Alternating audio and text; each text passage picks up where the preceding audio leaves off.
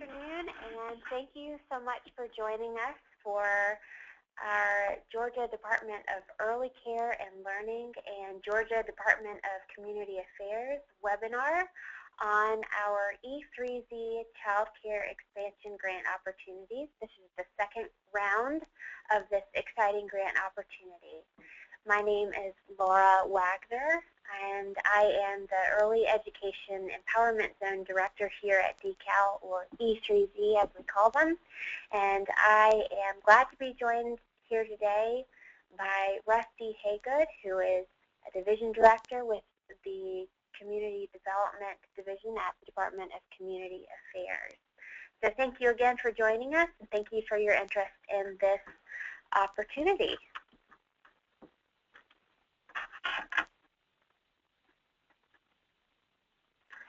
So I just briefly wanted to share a little bit of context on our Early Education Empowerment Zone.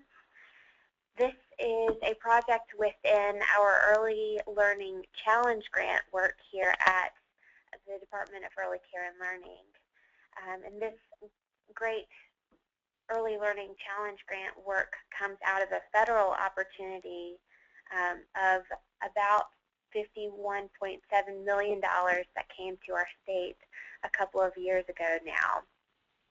So the Race to the Top Early Learning Challenge provides funding for states to create an early learning agenda that builds and strengthens existing early learning and development systems. This federal grant required states to detail how they would improve program quality and outcomes for young children, increase the number of children with high needs attending high-quality early learning and development programs, and it asked how states would help close the achievement gap between children with high needs and their peers by supporting efforts to increase kindergarten readiness. So our E3Zs are Project 2 within our Early Learning Challenge Grant, and the purpose of the E3Z work is to align support, activities, and services in geographic areas with large numbers or high percentages of children with high needs, and to improve infrastructure for high-quality early learning programs. Our E3Zs were selected based on data that indicated areas that have populations of children with high needs who are underserved, and the data related to high needs included data on education, poverty levels, child care capacity, child care quality, and family characteristics. We also selected the E3Zs based on community capacity and the willingness that was present to devote resources towards delivering services which would help to reduce the achievement gap. One of the benefits that our E3Zs will receive are economic development incentives to attract high-quality early care and education providers. And our grant opportunity that we're talking about today with the Child Care Expansion Grant relates directly to this last point.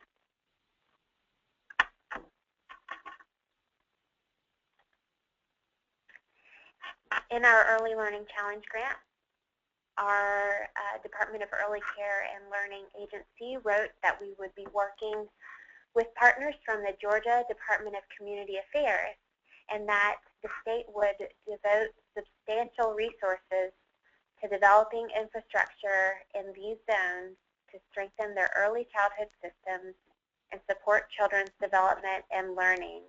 Our E3Zs would be established in areas that have fewer high-quality early learning and development programs to serve children with high needs, thereby creating opportunities for families of children with high needs to access high-quality early learning and development programs. So just to give a high-level overview of this grant opportunity, it is a competitive grant process. We intend that these grants will enable the expansion of child care capacity for infants and toddlers specifically in Georgia's 4 early education empowerment zones. We know that access to high-quality infant and toddler care is a challenge for our state as a whole, and certainly know that as well is a challenge within our early education empowerment zones. These grant opportunities are for up to $100,000 of economic development incentives, which at this time do include salary subsidies and equipment for classrooms. Our initial goal that was set forth by our Early Learning Challenge grant was that we would fund 3 child care learning centers in North Georgia, E3Z, 3 in our South Georgia, E3Z, 2 in our Clarke County, E3Z, and 2 in our Bibb County, E3Z. In order to be eligible, all 2- and 3-star quality rated providers in Georgia who intend to open a new child care learning center in an E3Z county, or who intend to expand an existing child care learning center within E3Z county, must do their work in either Bibb, Brooks, Catoosa, Clarke, Colquitt, Cook, Echols, Gilmer, Gordon, Lowndes, Murray, or Whitfield county. This is a change from the last iteration of this grant opportunity in that we have expanded this opportunity to include both 2- and 3-star quality rated providers.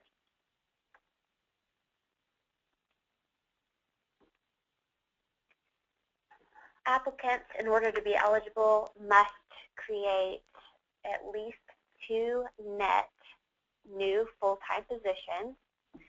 They must increase the number of infant and toddler spaces by at least 15% over current service levels or 10 new slots, whichever is greater. Must submit quarterly progress reports highlighting the expenditure of funds, project accomplishments, and problems encountered regarding the implementation of this project. Must agree that the awarded funds will be administered on a reimbursement basis. For this, the total award amount will not be dispersed up front, which is an important point to make here. The reimbursement will require adequate documentation to support the drawdown request. And programs must also ensure that the items for which you are funded are expended consistent with the purpose of the grant. We also ask that applicants postmark a completed application by February 5th, 2016, comply with all conditions stated in the grant summary, and finally, agree to provide all necessary paperwork required in a timely fashion, as incomplete paperwork will result in a delay of processing drawdown requests. So with this, I would like to hand over the reins to Rusty Haygood with the Department of Community Affairs. Thank you again for your interest in this opportunity. Thank you, Laura, and I would like to say thank you for giving me the opportunity to speak with you today about the opportunities with the E3Z Child Care Expansion Grant. And what I would like to do is walk through the grant forms that you will be asked to complete in order to apply for the funding. And what we will do, we will walk through those, and I will give you a little bit of background as to why we're asking for that information, and try to coach you as to how you can best answer the questions and provide the information that's going to be most beneficial as the applications are reviewed, and we will make sure that you have all the information you can possibly get prior to putting your application together. I will point out that if you do have questions through the process, we do have individuals who are available to provide technical assistance. They can give you some advice and tell you exactly what is looked for in these elements. We can't prepare the document for you. We can't tell you exactly what you have to do, but we are here to provide technical assistance, both from DECAL as well as DCA.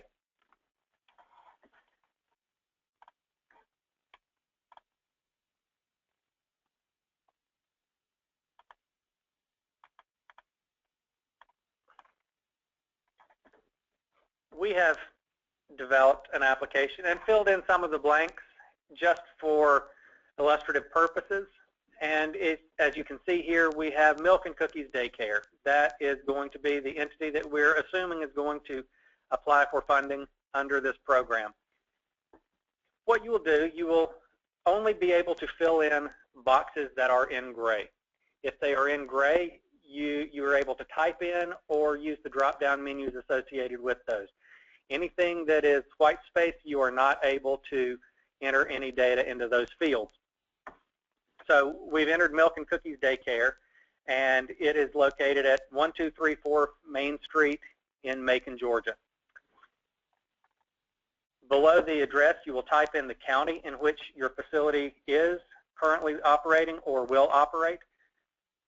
It must be one of the 12 counties that Laura referenced during her presentation. Following that, you'll have a box that has a drop-down menu. And there's the Bibb County, the Clarke County, the North Georgia, and the South Georgia E3Zs. You'll check whichever box is most appropriate for you and select that, and we would move on to the next drop-down menu, which asks for whether you are a for-profit or a not-for-profit facility.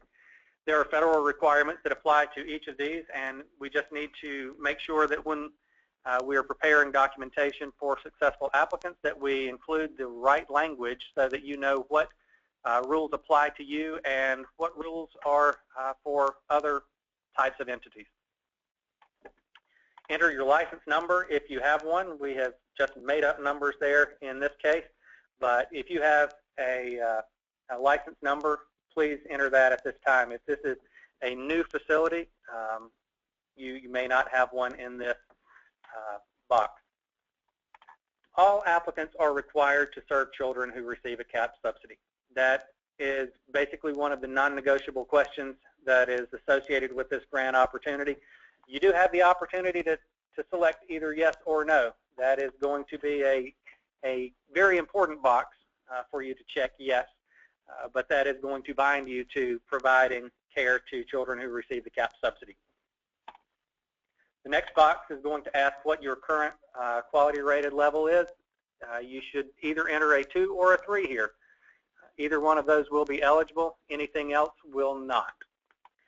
And then you have a drop-down menu asking if you are creating a new facility or if you are expanding an existing facility. Select the appropriate selection from the drop-down menu and proceed to the section where we ask for some contact information. In the contact information, we have identified Martha Harrison as the owner of the facility in this case. We need to know who Martha is because that's who is eligible to sign the grant documentation. They are able to sign the grant application and any award documents that come following a successful award. We want to know how to get in touch with Martha. We want a phone number and an email address so that we do have the best contact information for Martha. We want to make this process as smooth and as efficient as possible, and just having the contact information is going to be a tremendous benefit. So please fill that out completely. There may be someone who Martha designates to answer questions specific to the application. We've identified Jenny Sanders as the individual who Martha has designated to do that. Jenny might be the person who gets quotes for equipment. Jenny might be the person who has identified what materials the facility is seeking through the grant. So we want to know who that person is. This could be Martha as well in this case, but whoever the primary person who will answer questions about the specific elements within the application should be listed here. We do ask for a federal tax ID number and a DUNS number. The DUNS number comes through Dun & Bradstreet. If you do not have one, they are fairly easy to obtain. It takes a few minutes either on the telephone or online in order to receive this. It's a 9-digit number. Sometimes it's shown as a string of 9 digits. Sometimes it's shown with dashes in there. The biggest consideration here is that you have the DUNS number and you enter it regardless of which format you use. That's not going to matter too much. Within this next part of the application, you will see that we've already included $136,000 as the total project cost, and Milk and Cookies is requesting $100,000 in grant funding. We will show you where those numbers come from, but we'll talk about that momentarily. At the bottom of page 1, you will see there's a signature place, a signature blank, and a date for Martha to sign. We've typed in Martha's name. We've identified her as the owner, and we will let that be the bottom of page 1 of the application. What I will point out, this is one Excel document, and the application goes from top to bottom. The pages are set to break at the end of the page and start with the header for the next page. So if you start at the top and work your way all the way to the bottom, you don't have to worry about doing any formatting or anything along those lines. We've taken care of that for you. Form 2 is only for facilities that are requesting equipment through this grant. It starts with the checkbox. You select either yes or no. If you select yes, it is going to calculate and populate throughout the balance of the worksheet. If you select no, it is going to assume that you don't want any money regardless of what you type into future boxes. So make sure that if you are applying for equipment funding, you have the yes box checked. Within here, we have identified $100,000 of equipment that Martha wants to purchase with this grant. And in this scenario, we have $66,959 that is identified as coming from grant funding. We will explain why we have that number shortly, but that is what Martha's facility has requested. The next box shows the equipment that you intend to purchase with this grant. We have shown you a bad answer to the question. Simply saying we want scissors is not satisfactory. We want to know specifically what you need and describe the equipment in detail. Chances are you won't be ordering a lot of scissors for birth to 3-year-olds, but for what you do apply for, give us good detail about what you are requesting. Certain things that may be purchased with award funds: shelving units, cribs, paintbrushes or easels, sand and water tables, educational materials, equipment to support physical activity, riding toys, basketball hoop, etc. Those are the types of things that you need to include in here. As we go down, another bad answer is shown in the next box. Explain why you need this equipment to operate your facility. Simply saying we don't have scissors isn't exactly what we want to see. We want to know what you're going to do with it, how you're going to implement it in the day-to-day activities at the facility, and the overall purpose of this that you are requesting. 2 simple questions there. What are you going to request, and why do you need it? That will round out page 2 of the application. As we go to page 3, we move into the salary subsidy portion of the request.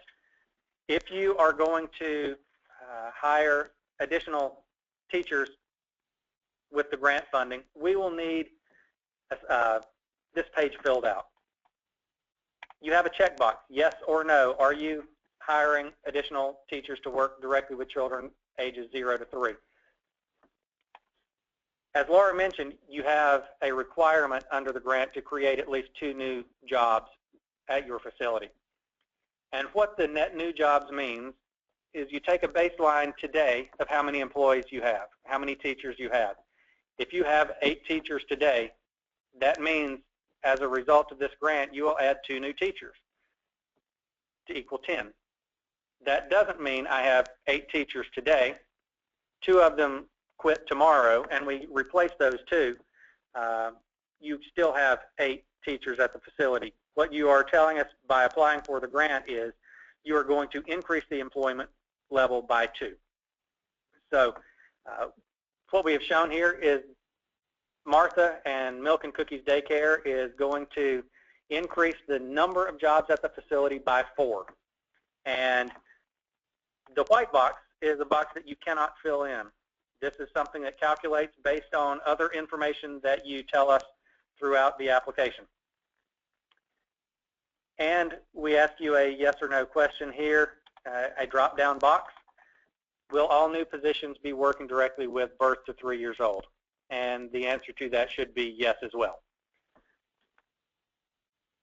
We fully understand that as you begin the process to look for new employees, you don't know exactly what credentials they may come to the table with. That is acceptable. That is okay. What we have done here is giving you an estimate. If you have traditionally not gotten applicants from a certain educational background, you may presume that you're not going to see applicants with that background in the future. That's not necessarily the case. We're asking you to assume what you think that might be. And that can change. There are ways to modify this as the grant goes on. But what we are going to require prior to dispersing reimbursement for the salary subsidy is proof of what level of educational training your employee has. If you are hiring a new individual that has an associate's degree, provide us something, a copy of a diploma, something from the educational institution, whatever it may be, that says my new employee has an associate's degree, and we will ask for that one time, and as long as that employee continues their employment, that's going to be satisfactory. And there are minimum rates described in the attached grant summary. Whenever you're online, you will be able to see the grant summary and instructions, and you do have to pay these individuals over and above minimum wage. Those wages are specifically prescribed, and for someone that has a CDA or technical certificate, they must be paid $9.50 per hour. An associate's degree must be paid $10 an hour, and a bachelor's degree must be paid $10.50 per hour. That is if you want to receive the salary subsidy. If you are not requesting the salary subsidy for that person, there is no requirement for you to pay any prescribed rate. This is a requirement, though, and it will be monitored if you are receiving the salary subsidy funding. And there is a checkbox that you realize that you should continue paying these rates beyond the grant period as well. There's a calculation here that is in a white box. You are not able to enter this, and I will show you at this point in time where that came from. If you will notice, there are 3 tabs at the bottom of the worksheet. One says E3Z application. That is what we are in now. There's a tab called Salary Schedule, which we are about to go to, and then a final tab titled Budget. Within the Salary Schedule, I have gone in and entered some hypothetical data. And what we say is we have a lead teacher with a bachelor's degree that we are going to pay $10.50 per hour. I am assuming we start on March 1st of 2016 as the start date of this individual. This field that says 2016 eligible subsidy calculates on a pro rata basis what you would be eligible for over the course of that year. If it started on January 1st of 2016, that number would be different than it starting on March 1st of 2016. As you can see, we're presuming that this position will run for the entirety of 2017, so the full $7,000 that this position is eligible for applies there. Because it is a partial year, $5,849, I believe, is what is shown on the eligibility for that position. Now, if we go in and we change the values within this cell, we change this to $10 an hour, that's no longer eligible. So the subsidy goes away, and if we go back to the E3Z application, that $33,000 is no longer there. It's $20,192. But if we go back up here and we add 50 cents an hour to that, and we're paying them $10.50 per hour, you see that it's automatically calculating it for you. This will tell you if you have done it right or if you've done it wrong. If you have identified a bachelor's degree position and you presume that you are paying a level lower than $10.50, it is not going to allow you to put figures into the application over and above what would be eligible based on the parameters that are set forth. So we have shown in this that there are these three positions that would be eligible for the salary subsidy. This salary subsidy would total $33,041 over the course of the grant period, which we are presuming in this case would run from March 1st of 2016 through December 31st of 2017. We move on to Form 4. There are 3 pages to Form 4, and these are designed to help us gauge whether you have the capacity to undertake this project, how you intend to use the equipment that you are applying for, or add to your student population, work with the community, and a variety of other factors that are important in the consideration of who receives these grant funds. What we've shown is you currently have 63 students in your facility. By virtue of this grant, you are required to add at least 10 or 15%, whichever is greater. You've said we can go from 63 to 90 students with this grant. That meets the threshold of both 10 and 15%, so you are safe there. We're saying you currently have 12 teachers, and you will move to 16 teachers by adding the 4 that were identified previously.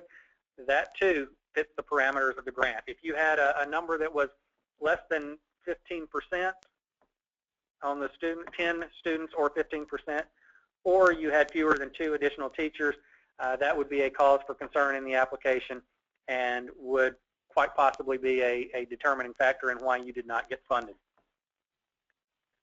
We move on, and we ask for a description to allow us to get a clear understanding of your entire project. What are you trying to do? How are 4 additional teachers going to help you serve 27 additional children? We're asking you to give us as much information as you possibly can. Tell us what the equipment that you want to purchase is going to be used for. Does it tie into an existing curriculum base that you have? Is it to add new opportunities at the facility? Is it to replace things that are old, broken, worn out, not in usable condition today? Paint the picture for us and help us to understand exactly what you are thinking as you apply for these funds. That's the end of the first page of Form 4. I will note that there is a box that you can check. If you have additional space that you need in order to tell us exactly what this project consists of, check the box and attach a page or 2 pages or however many pages you need directly behind page 1 of 3, and that will help us to understand exactly what your project consists of. Page 2 on Form 4 asks, where will the project take place? Is this going to be in your existing facility? If it's going to be a new facility, tell us where. Help us to understand exactly where this is. If you can give us physical address, you can give us neighborhood information, you can give us anything that will help us to understand why you are putting the facility where it is. We're asking for a timetable as well. This is going to help us make sure that all the information makes sense.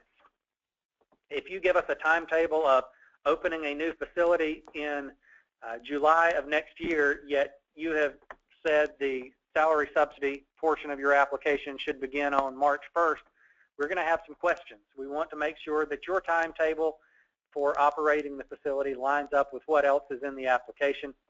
So please give us your best estimate. We understand timetables change. This is not a hard, fast rule that if you are 2 weeks late opening the facility, you are going to be in jeopardy of losing the funds. That's not the case. It's just to help us understand and plan for when we will need to have funds available to disperse to you, as well as to help keep the project on track.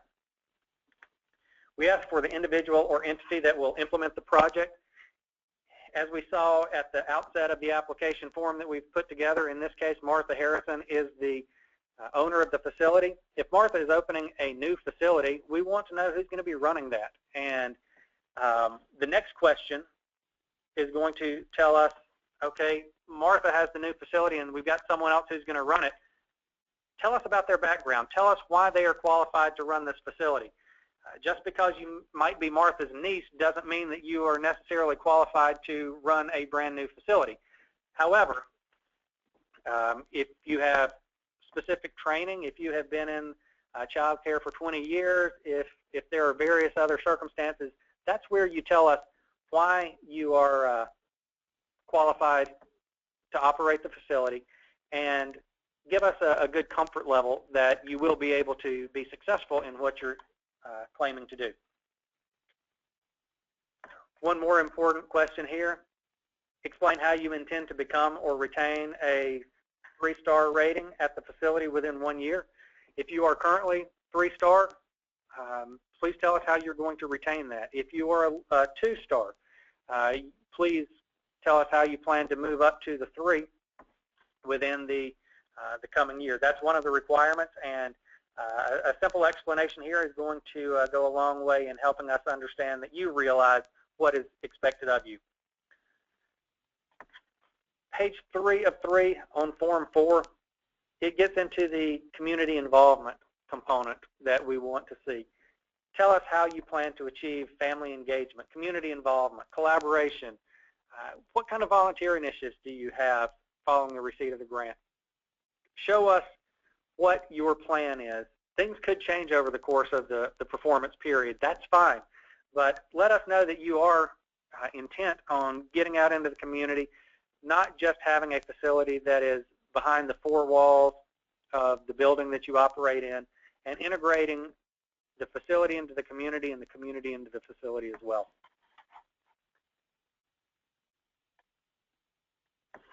We have 2 more questions here. How do you intend to ensure that you will serve high-needs children, especially those receiving the CAP subsidy?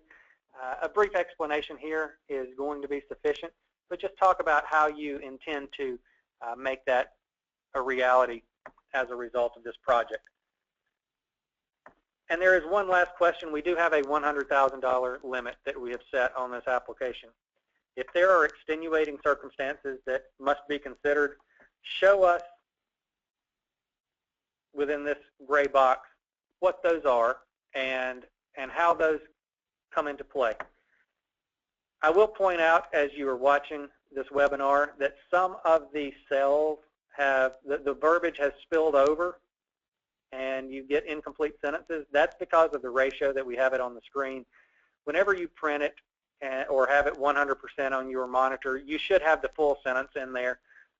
We don't have sentence fragments, I don't think, but hopefully whenever you put this back on a 100% ratio or print it out, you're going to see the full sentence there. The last thing that we have is a grant application checklist, and this is telling you exactly what you need to send to us. You don't have to do anything here. You can see the boxes are white. There's no gray box. So we have identified exactly what you need to include. You will see Form 2 boxes checked. That means you are applying for equipment. If I go back up to the top of the application and I click No, I hope this works, but you will see Form 2 is no longer checked. If you are not applying for equipment, you do not have to include Form 2. When you put together the application, if you will follow this and this format, you will get us exactly what we are looking for. I'm going back to the top here and checking the yes box. So what we have said is Form 1, Form 2, Form 3, and Form 4 are all required. The budget, which we have not talked about yet, is also required. We will get to the budget momentarily, but we do have a letter of commitment of equity injection. That is because when we get to the budget, you will see that we have said that you are putting in the additional funding for the project. You're not going to a bank. You're not going to another source.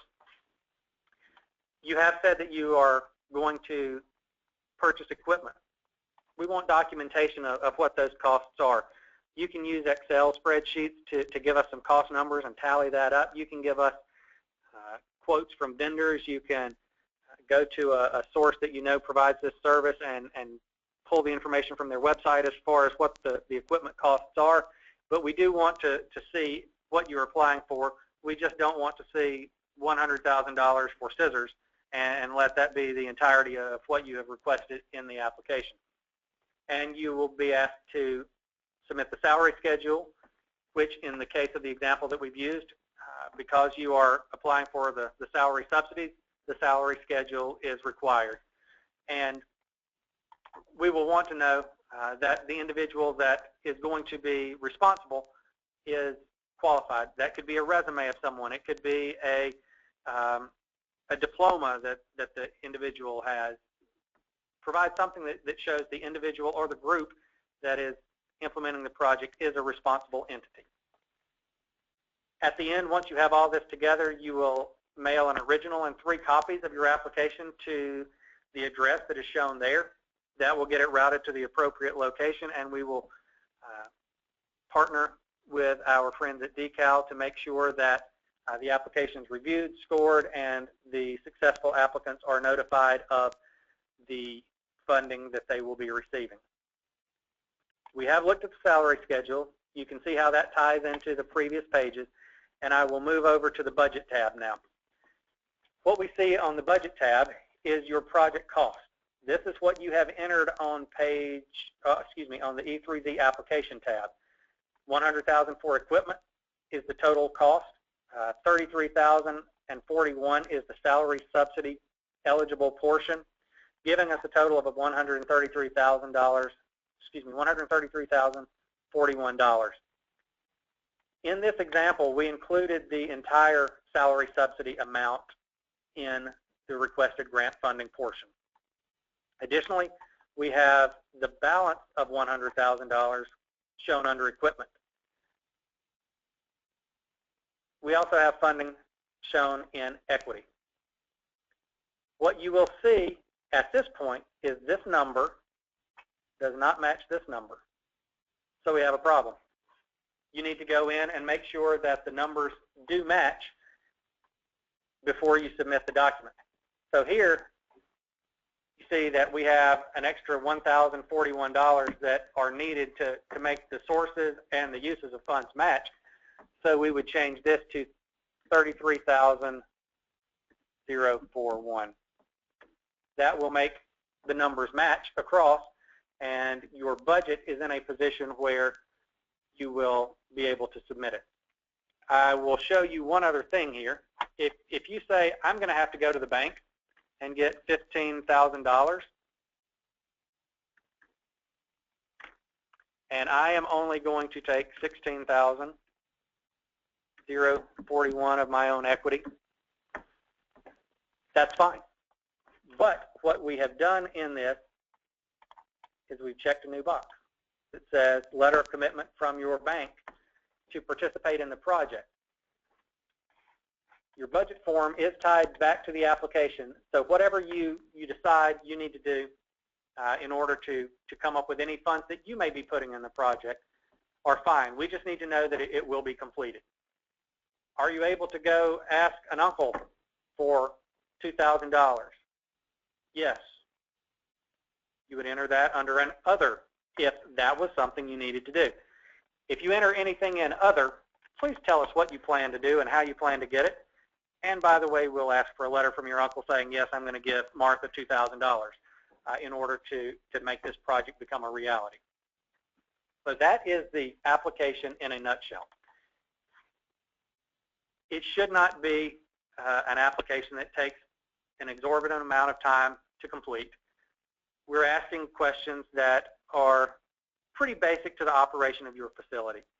Some of the numbers that you will have to generate may take a little bit of time, but the questions that are being asked about how are you going to use the equipment, or how is this project going to benefit the facility and the children that are being served, hopefully that won't be too difficult for you.